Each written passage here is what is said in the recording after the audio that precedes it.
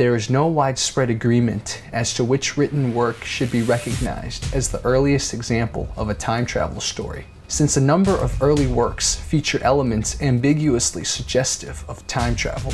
Ancient folk tales and myths sometimes involved something akin to traveling forward in time. For example, in Hindu mythology, the Mahabharata mentions the story of King Raivata Kakudmi, who travels to heaven to meet the creator Brahma. When King Kakudmi returns to Earth, he is shocked to learn that many ages have passed. Fiction aside, here is my list of top 5 people who may actually have traveled through time.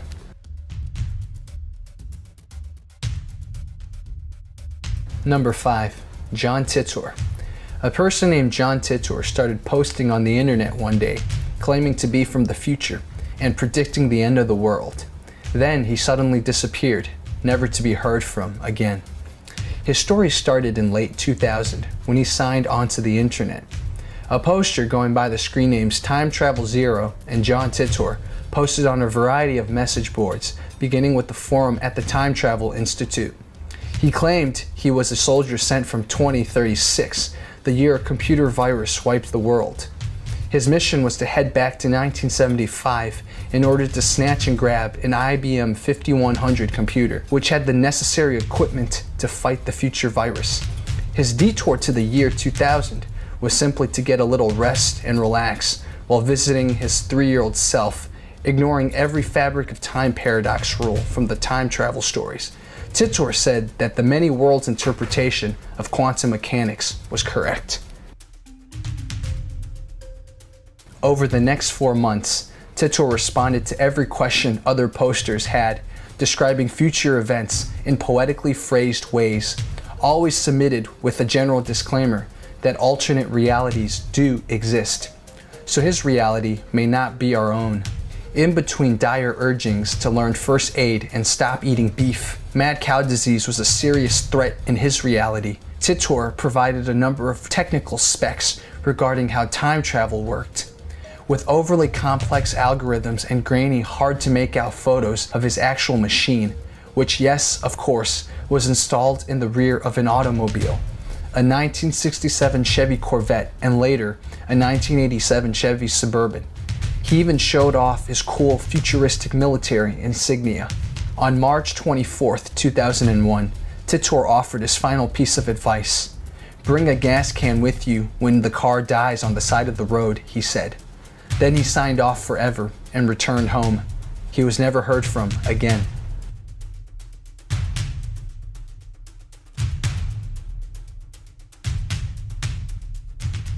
And number 4, Andrew Basiago. In 2004, Washington-based attorney Andrew D. Basiago began telling his story of a top-secret organization called Project Pegasus.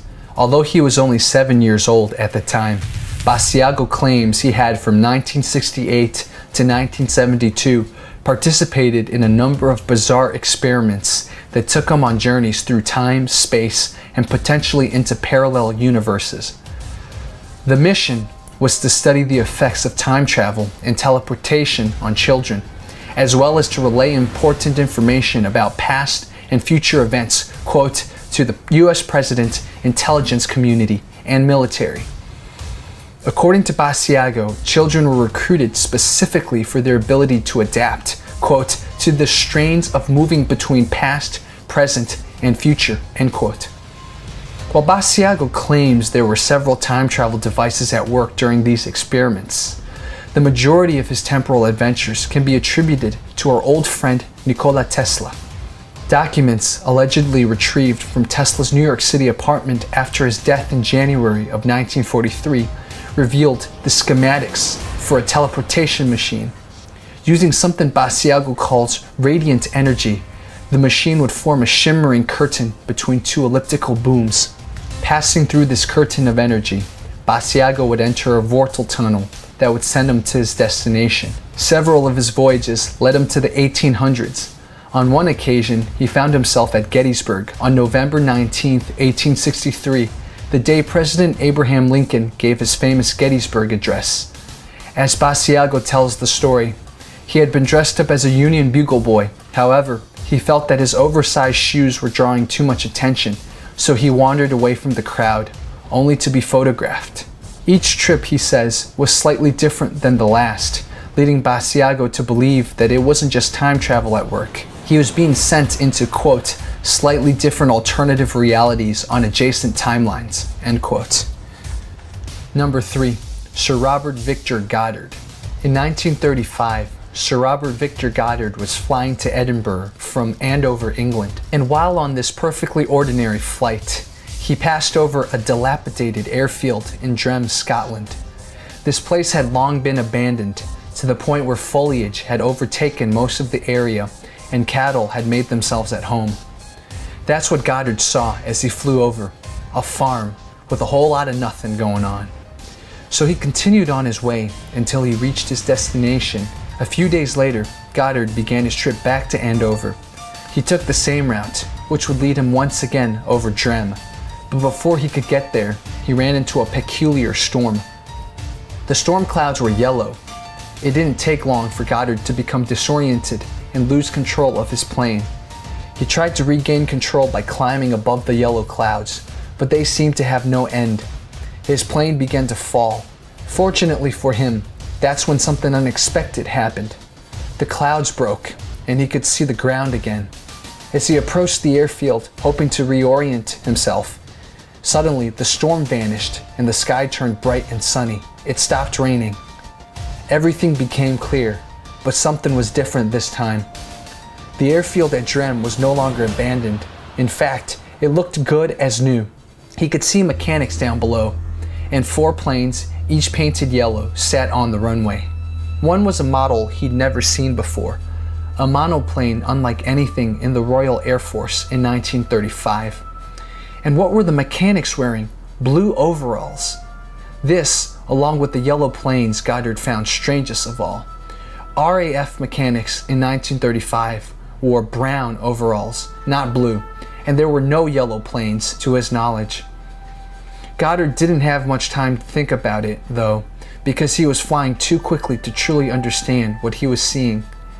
By the time he'd pass over the airfield, the storm had suddenly returned, and the bright sunlight dissolved into hard rain, and those strange yellow clouds engulfed him once more. Once again, he found himself battling for control of his airplane, but this time he won and was able to land safely at his home base. The final twist to this bizarre account. In 1935, the vision that Sir Victor Goddard saw at the Drem airfield actually came to pass. The RAF began to paint their training planes yellow, and a new monoplane, the Magister, just like the one he witnessed in 1935, joined the roster. By that year, even the mechanics' overalls had been updated to blue, and of course, the airfield at Drem had made a comeback.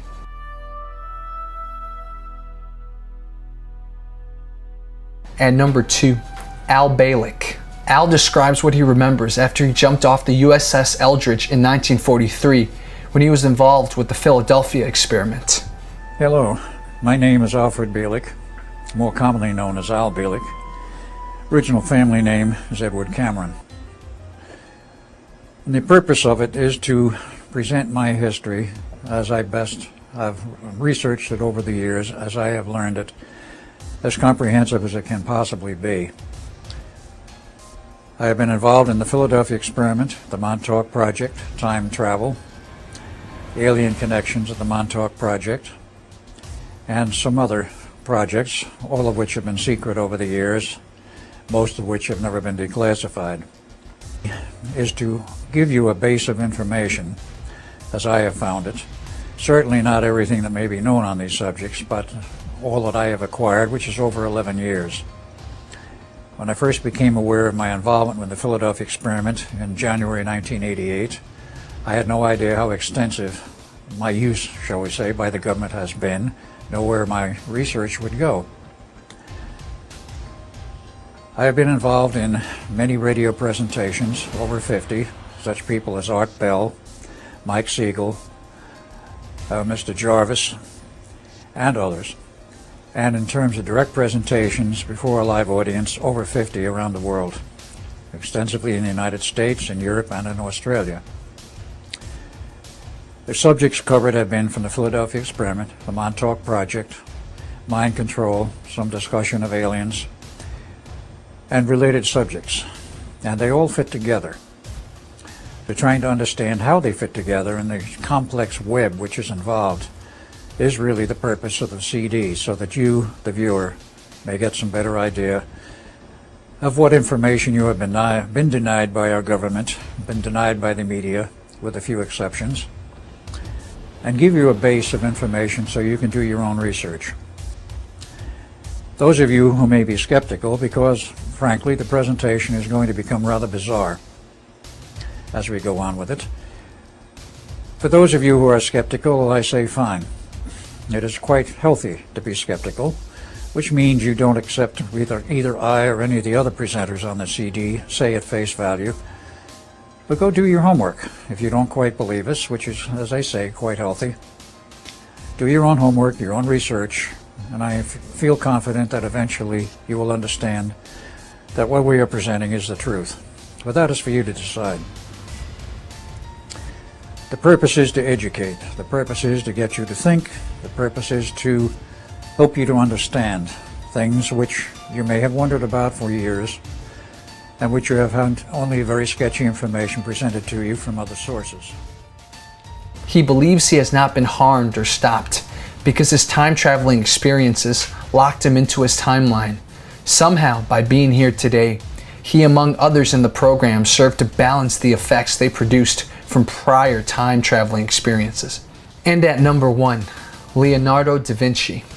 When describing Leonardo da Vinci's scientific achievements, it's hard to avoid using the phrase ahead of his time.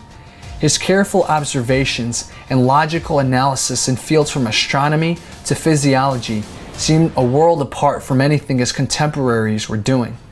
And it took centuries for mainstream science to catch up to his insights.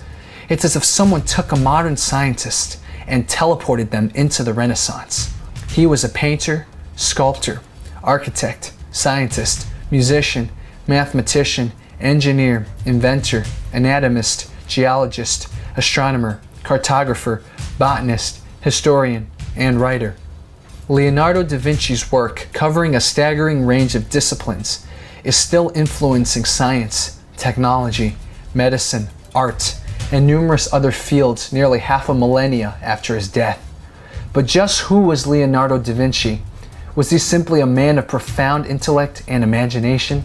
What most people know about Leonardo is that between 1476 to 1478, there is a gap in his life. What happened to him during this period, and why did he vanish?